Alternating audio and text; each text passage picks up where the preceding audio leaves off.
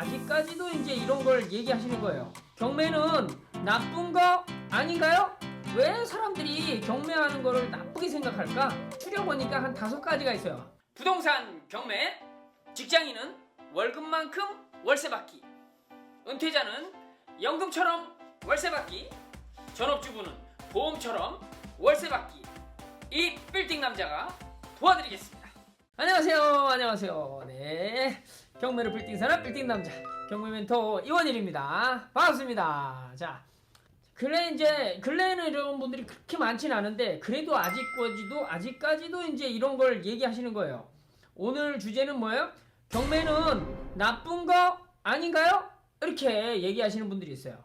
그러니까 이제 설날에도 이렇게 딱 가가지고 친척들이나 친지들이나 가족들 앞에서 여러분 경매 어때요? 나 경매하려고 부동산 경매하려고 하면은 사람들 눈빛이 어때요? 이렇게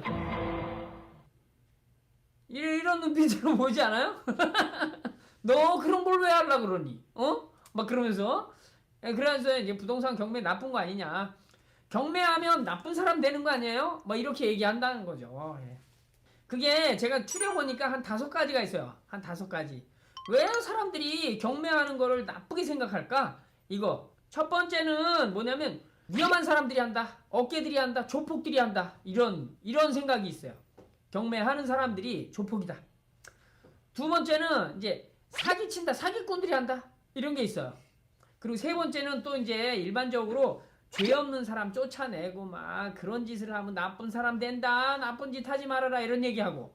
네 번째는 그 정부에서도 그렇게 하지 말라고 하는 부동산 투기를 왜 하려고 하냐? 투기를 하려고 하냐? 왜? 5번째 뭐예요? 돈 없는 사람 물건 뺏는다. 이제 집 뺏고 못 뺏고 그래가지고 막 흔드는 거죠. 5가지가 있어요. 이 5가지 중에 첫 번째 이제 조폭들이 한다. 이게 나쁜 사람들이 경매하는 거다. 이런 얘기는 이게 예전에 그랬어요. 예전에 경매가 이게 호가제가 있었어요. 지금도 이제 농수산물 시장 같은 데 가면은 말로 하잖아요. 말로 하거나 막 손으로 하거나 막 이래요. 이래. 그러면은 옛날에는 이제 말로 나는 얼마? 저기는 1억. 나는 1억 1천. 뭐 1억 1,100. 이렇게 얘기하면 막 하잖아요. 그럼 그때는 옆에 야, 우리 형님이 하실 거니까 조용해. 옆에 가서 이제 큰 어깨들이 이제 감싸고 이렇게 옆구리를 푹푹 찔렀대요. 그럼 무서워서 그 다음 얘기를 못 하잖아요. 그러니까 그러한 상황에서 옛날에 지금은 이게 부르는 게 아니에요. 여러분들 법원에 가보셨으면 알겠지만 이렇게 투표 쓰는 것처럼 이렇게 밀폐돼 있죠? 그래서 밀폐된 곳에 들어가서 본인만 알 수 있도록 금액을 적어요. 금액을 적고 진행을 하는 거예요.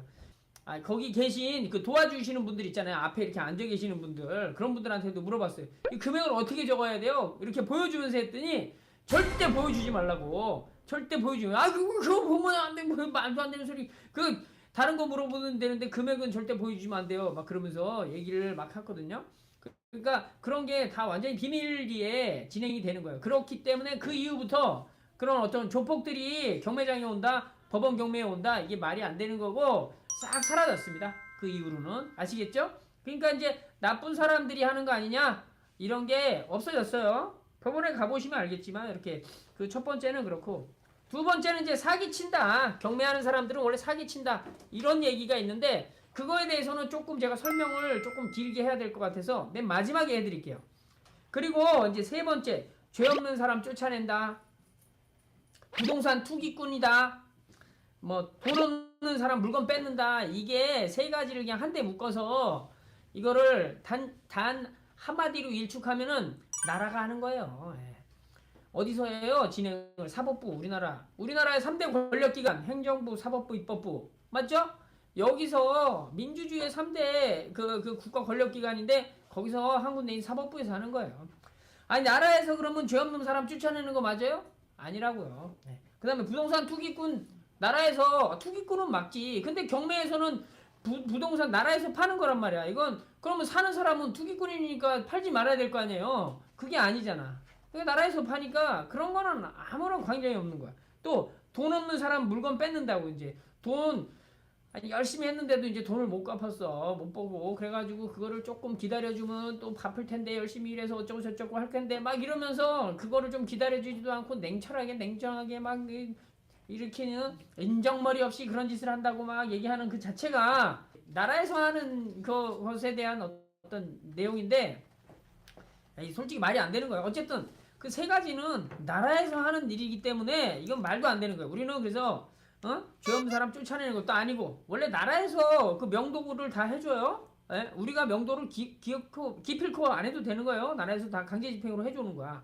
그 다음에 부동산 투기꾼 말도 안 돼. 나라에서 파는 거니까 그걸 산다고 부동산 투기꾼 되는 게 아니에요. 네, 저기 세 번째 돈 없는 사람 물건 뺏는 거 절대 아니고 나라에서 우리한테 파는 거예요. 내가 그 사람한테 가서 물건을 뺏는 게 아니라 나라에서 파는 거 정당하게 파는 걸 내가 사는 겁니다. 아시겠죠? 근데 이러한 내용을 이렇게 얘기하는 것보다는 경매의 전체적인 어떤 구조를 제가 한번 설명해 드릴게요. 경매의 전체적인 구조. 왜 경매 물건이 나오고 왜 나라에서 그걸 할 수밖에 없으며 내가 낙찰 받으면 내가 좋은 일 하는 건지 나쁜 일 하는 건지 이런 걸 제가 정리 한번 해드릴게요. 아시겠죠? 잘 들어보세요. 자, 이 경매 물건은 어떤 물건이냐면 그 주인이 돈을 빌려요. 은행 가서 어떤 사람이 이제 돈이 급한 거예요. 돈이 급해. 뭐 사업을 할 수도 있고 뭐 가족 중에 누가 아플 수도 있고 노름을 할 수도 있고 막 그잖아요. 그러니까 돈이 급해. 돈이 급해서 이 사람이 어디 가서 꿉니까? 친구한테 꾸고 어쩌고 저쩌고 하다가 가장 잘 꿔주는 데는 어디예요? 은행 가서 돈 좀 꿔주십시오. 이렇게 아무리 싹싹 빌어도 은행은 안 꿔줘요. 그죠? 뭘 믿고 꿔주겠어요? 제가 집이 있습니다. 그럼 꿔줄게요. 자, 감정가 얼마? 예를 들어 감정가 1억이다. 그럼 한 7천만 원 꿔드릴게요. 이렇게 나온다는 거예요. 이렇게. 그죠? 그럼 제가 그냥 돈 꾼다고 쳐요. 그러면 나한테 은행에서 돈을 꿔주는 그 자체가 뭐예요? 은행장 돈이에요? 아니면 은행 지점장 돈이에요? 아니면 예금자 돈이에요? 예금자 돈이지, 예금자. 예금자 돈을 자기네들이 관리해서 꿔주는 거잖아요. 그죠? 자기네 돈이 아닌 거예요. 자, 그러면 그 예금자는 누구예요? 우리나라 국민이란 말이야. 우리나라 국민이면 여러분도 포함되고 나도 포함되고 우리 가족, 친지, 친구 이런 사람 다 포함돼. 그리고 한 가지 더 알려드리면 우리나라 예금에 제일 많은 금액을 예금한 그 단체가 있어요. 뭐라고요? 국민연금. 국민연금에서 국민연금이 우리나라가 엄청 튼실한 거예요. 그래서 그 국민연금에 대한 금액이 엄청 커요. 이게 다 은행에 들어가 있어. 그러면 은행에 들어가 있는 그 돈이 누구 돈이야? 국민의 돈인 거예요. 국민의 돈을 가지고 은행이 잘 활용을 해서 뭔가 그 자본주의의 어떤 발전적인 방향에 대해 가지고 만들어서 일반 사람들에게 돈을 꿔주어서 그거에 대한 내용을 이 사람도 수익을 내고 본인도 이자 받고 그리고 그 이자도 누구한테 줘요? 국민한테, 예금자한테 다시 돌려주는 이러한 선순환이 되면 이게 결과적으로 엄청나게 큰 나라를 부강하게 만드는 일이다. 이런 거예요. 어쨌든 내가 국민들이 은행에 맡긴 돈을 은행에서 빌려가지고 내가 사업을 잘해가지고 하면 좋은데 잘 못해가지고 이제 은행이 빚을 못 갚아. 빚을 못 갚으면 어떻게 돼? 이자도 못 갚아. 이자도 못 갚으면 어떻게 됩니까? 어떻게? 그러면 그 은행이 예금주들한테 다시 말해서 국민들한테 돈을 돌려줄 수가 없잖아요. 큰일이 나는 거죠. 이게 한두 명이면 되지만 이게 일파만파로 퍼져나가면 어떻게 되겠어요? 큰일이란 말이에요. 큰일. 이거는 쉽게 말해서 나중에는 정부까지도 붕괴되는 상황이 돼요. 왜? 우리가 더 몇 푼 모아가지고 열심히 해서 먹지도 않고 자지도 않고 일을 해가지고 저거만 했는데 이 돈을 또 떼어먹고 날른 거지.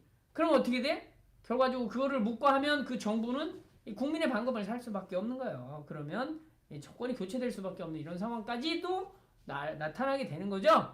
상당한 혼란이 생깁니다.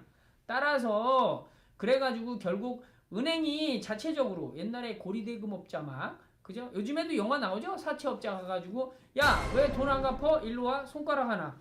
이렇게 이런 식으로 하면은 큰일 나잖아요. 사회 전체가 문란이 된단 말이에요. 그래서 돈을 꿔준 사람들이 자체적으로 힘으로 때로는 윽박질러서 이게 돈을 받을 수 없게 만들어요. 그래서 어떻게 되죠? 그거 이렇게 돈을 추궁하는 거 그런 상황을 법적으로 만들어서 국민의 어떤 그 사회 질서를 혼란시키지 않을 상황으로 법치국가에서 만들어가지고 법적으로 진행을 합니다.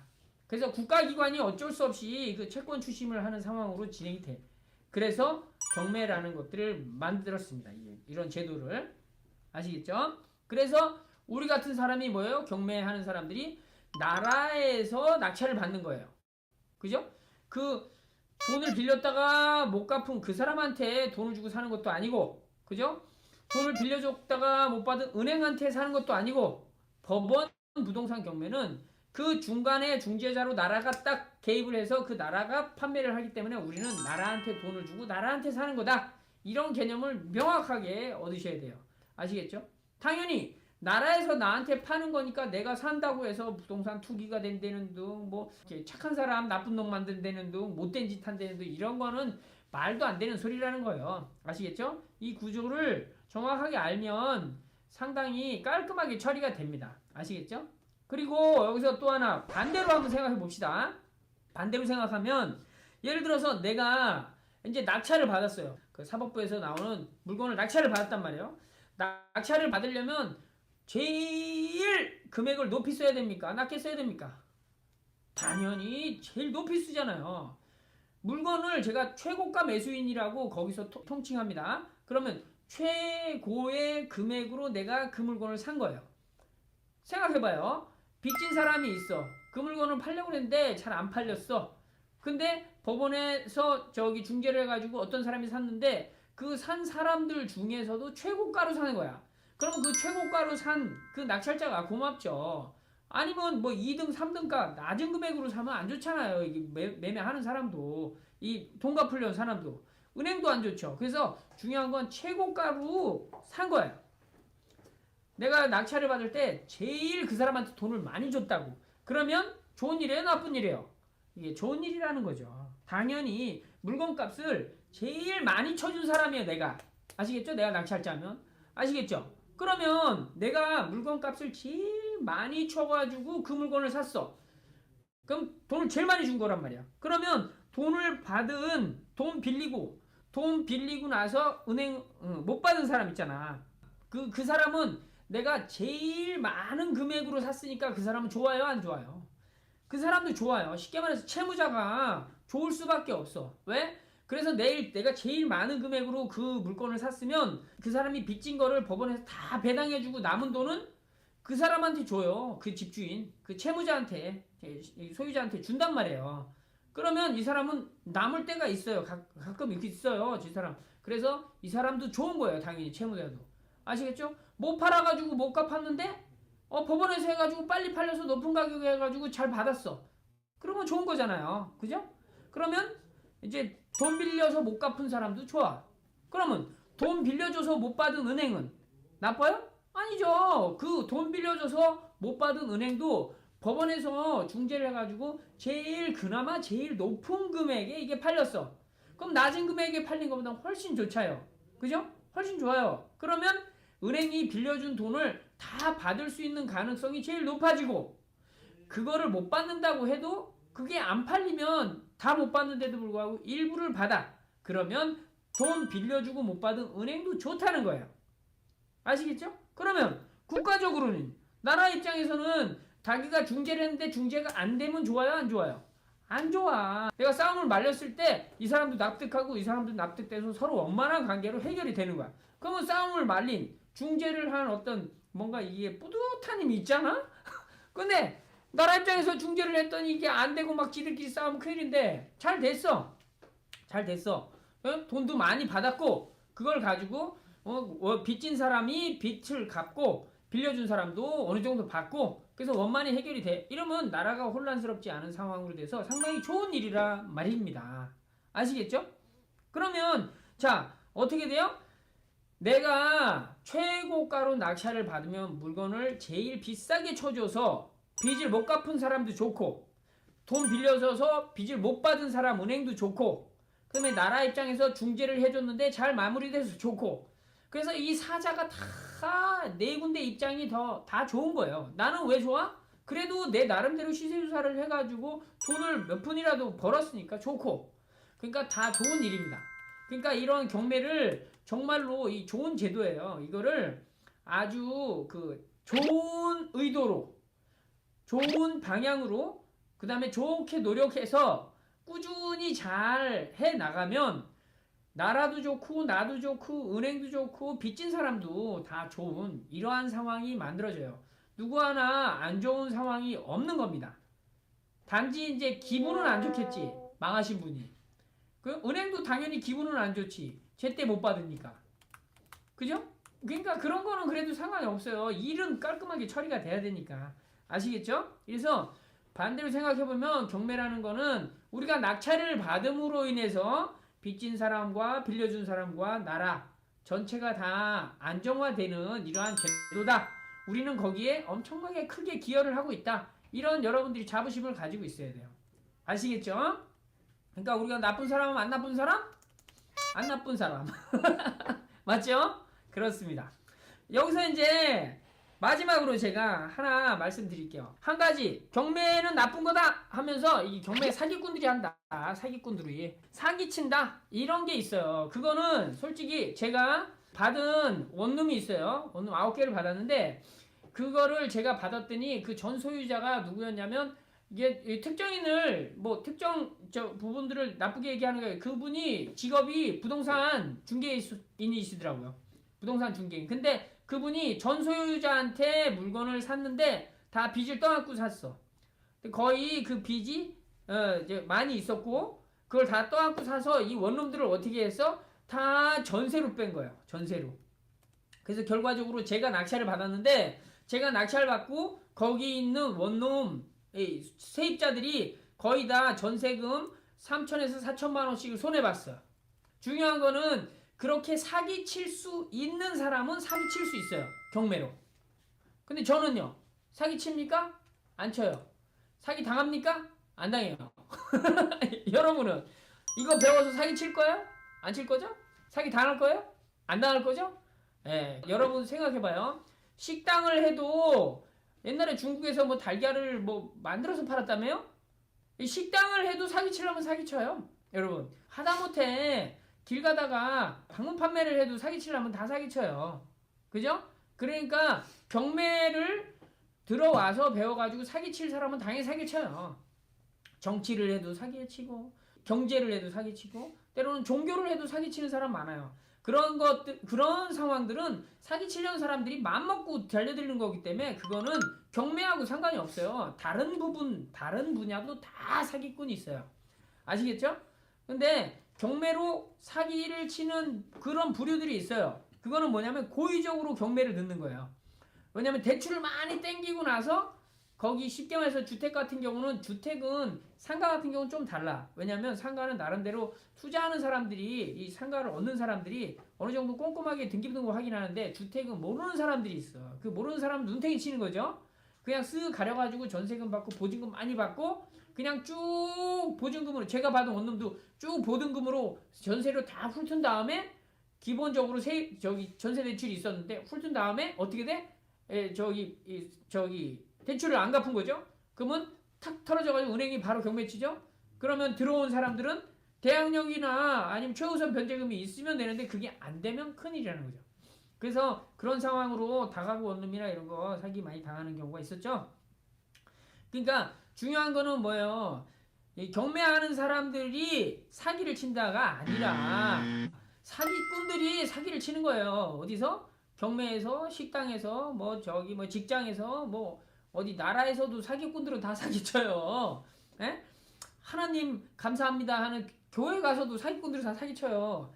그러니까 여러분들이 어디를 가더라도 사기를 당하지 않으려면 거기에 대해서 정확히 알고 진행을 하시는 거고 경매는 사기꾼들이 하는 게 아니라 경매하는 사람들이 하는 거고 사기는 누가 쳐? 사기꾼들이. 경매에서뿐만 아니라 일상생활에서 다 그렇습니다. 아시겠죠? 오늘 주제는 부동산 경매는 나쁜 거 아닌가요? 이런 얘기고 경매하는 사람 나쁜 사람이죠. 뭐 이런 거에 대해서 전체적인 경매에 대한 구조 이런 얘기를 한번 드렸고 이런 내용들을 자꾸 이야기하는 거는 오늘보다 좀 나은 내일을 살고자 하는 거잖아요. 여러분들도 오늘보다 좀 더 나은 내일을 분명히 살 수 있습니다. 그러니까 희망을 가지시고 오늘도 파이팅 하시고 퇴근하는 길에 좋은 기분 좋게 이제 집에 가셔서 가족들과 저녁도 드시고 하시면 좋겠습니다. 상가는 개인으로 낙찰 받는 게 좋은가요? 나을까요? 법인으로 낙찰 받는 게 좋을까요? 절세 측면에서.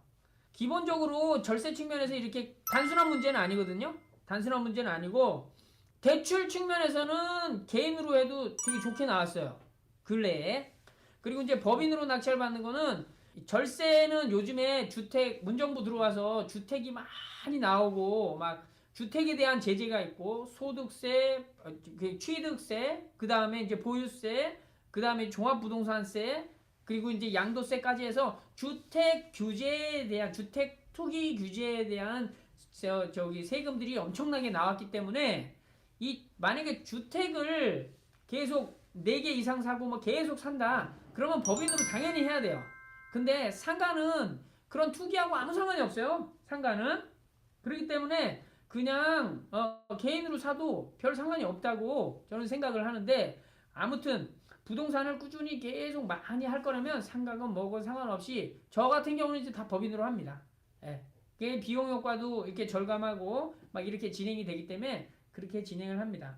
지금 말씀하시는 게 주택을 많이 사면 법인으로 하는 게 좋아요. 절세 측면에서. 근데 이제 상가는 딱히 그런 어떤 느낌이 없다. 저는 이렇게 생각하고 근래에 이제 법인으로 신규 법인으로 이제 대출 받는 문제에 있어서 상가를 샀을 때 신규 법인으로 대출 받는 것보다는 저 신용이 좀 있는 개인으로 대출 받는 게 훨씬 대출이 많이 나온다. 요런 얘기까지 제가 드릴 수가 있습니다. 여러분 여태까지 경매로 빌딩 남자 경매 멘토 이원일이었습니다. 안녕.